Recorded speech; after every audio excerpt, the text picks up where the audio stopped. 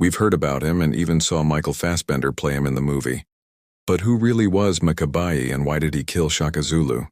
Shaka Zulu is a legend. Even his enemies feared and respected him. After all, he practically created the Zulu nation. And it's because of him that we have the term Zulu nation instead of saying the nation of the Zulu people. In the Zulu language, iZulu refers to the people while AmaZulu refers to the nation. But the name stuck and now everyone knows Shaka Zulu, the man who made it possible. However, no one can be great forever. He met his end at the hands of his own half-brother, Dingani. So how did it happen?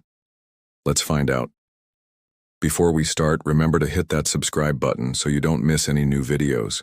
Also, stick around until the end of the video for some crazy facts about Mkabayi that you probably didn't know. In the early 1800s, the Zulu kingdom was a shadow of its former self. It was ruled by Senzangakona with his two wives, Nandi and Sisiwe. Shaka was the son of Senzangakona and Nandi. When Shaka was born, his father wasn't even king.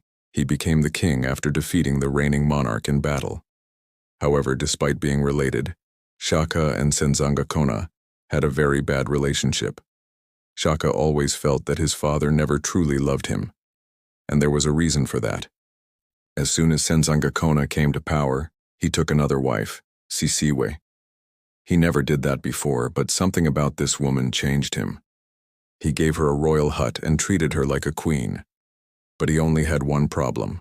She couldn't bear him any children. Nandi bore him 4 sons, but Senzangakona never acknowledged any of them. And when Shaka was old enough to go into exile, he did just that. He left the kingdom and went to live with a neighboring chief. After a few years, Shaka returned to take over his father's throne.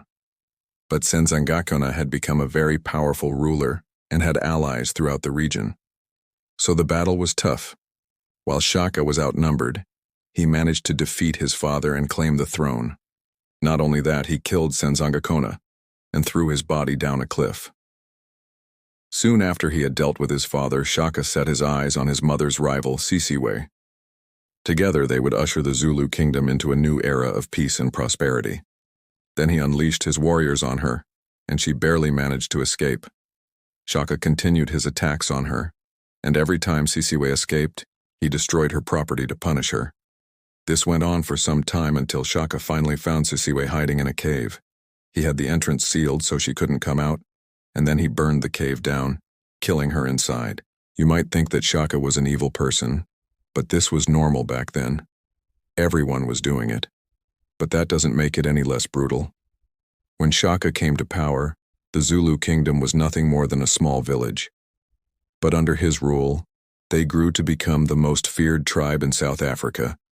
He achieved this by starting many wars against the local tribes, which he won, and by improving their military strategies and tactics. Under his command, the Zulus were undefeated. The Zulus practiced a type of warfare that relied heavily on stealth, speed, and surprise. But Shaka wanted something better. He developed the buffalo horn formation, which divided the Zulu army into 2 sections that looked like the horns of a buffalo. They would flank their enemies from both sides and attack them head-on. This strategy was almost impossible to defend against. He also introduced a new weapon called the Iklanga. It was a short stabbing spear that was perfect for close combat. Before the Iklangu, the Zulus used longer spears that were good for throwing but not for close-range fighting. As a result of these changes, the Zulu army grew larger and stronger. Soon, Shaka had an army of 40,000 men who followed him everywhere he went. It seemed as though nothing could stop Shaka Zulu. His reputation as a warrior preceded him. Most tribes preferred making peace with him than going to war. Shaka also started a tradition of having one wife for each of his warriors, and women were allowed to own property. Some say Shaka Zulu was a legend, but not for long. Even though Shaka Zulu was a great leader, he was known for losing his temper and getting violent. Most of the time he treated his family harshly, and at times he would unleash brutal punishments on entire villages for even the smallest insult to his honor or his mother. He was arrogant, ruthless, and violent, and those traits would lead to his demise. Shaka had a half-brother named Dingan. He was the son of Senzangakona and his other wife, Sisiwe. So Dingan had a legitimate claim to the throne, but Shaka got there first. Despite the fact that Shaka wasn't nice to Dingaan, Dingaan still loved his brother. Once, when Shaka was in a terrible mood, he ordered his servants to bring Dingaan to his court. Then he tied him up with ropes and beat him without asking any questions. Later, he unleashed his warriors on Dingaan and his family, and once again, Dingaan barely managed to survive. This time, Dingaan had to flee to the Ndwandwe kingdom for protection. Shaka later attacked the Ndwandwe king, but he refused to give Dingaan up. Instead, he allied with Shaka's enemies, and together they defeated Shaka. That was the first and last time Shaka lost a battle. After defeating Shaka, Dingaan gathered a huge army and invaded Shaka's kingdom. At this point, Shaka knew he couldn't win, so he fled. He tried to seek refuge with the king of the neighboring kingdom, but he refused to take him in. So Shaka and a few of his men decided to flee to the north. On the way, they stopped at a homestead belonging to a woman named Mkabayi. Shaka sent his men to ask for food and shelter, but the people living there refused.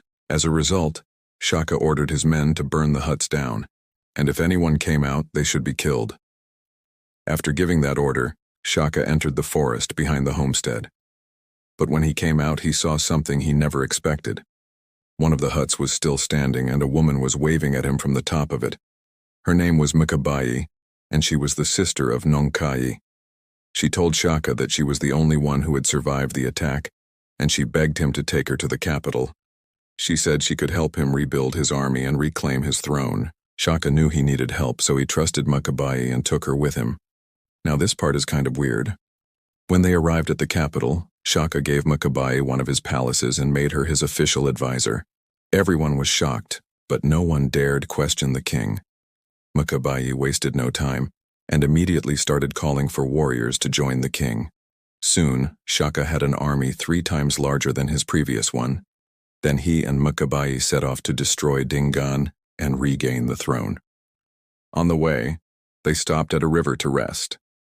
There, Shaka decided to hold a beauty contest to choose himself a new wife. Women from all over the region participated, but Mkabayi wasn't impressed by any of them.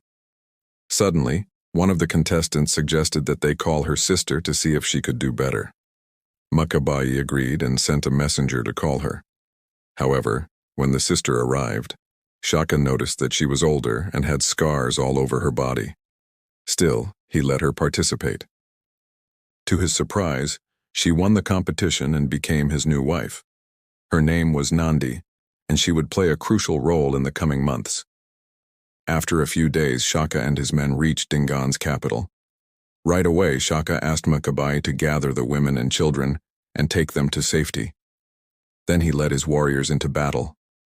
Meanwhile, Mkabayi took the women deeper into the forest so the enemy couldn't find them.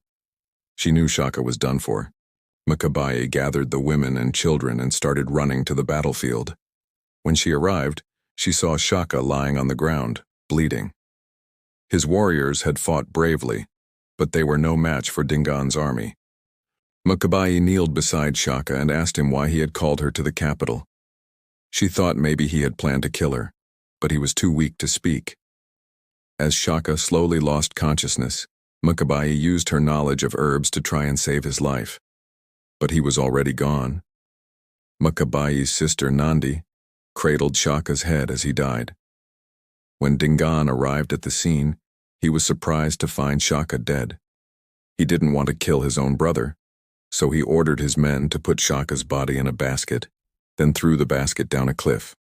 Later, Mkabayi and Nandi retrieved the body and gave it a proper burial. Then they returned to the capital and took control of the city. Mkabayi installed Nandi as the queen and promised to rule alongside her. Together, they would usher the Zulu kingdom into a new era of peace and prosperity. Now for some crazy facts about Mkabayi that you probably didn't know. Number 1. Mkabayi had been spying on Shaka for a long time before he invited her to his capital. No. 2. When Shaka summoned Dingaan to his court, he had already planned to kill him. Number 3. Mkabayi was responsible for training Shaka's army and teaching them new strategies. Number 4. After Shaka's death, Mkabayi became the most powerful woman in the Zulu kingdom. Number 5. Mkabayi played a crucial role in ending the Mfecane, a period of violence and warfare in South Africa. Thanks for watching. Be sure to subscribe so you don't miss any new videos. See you next time.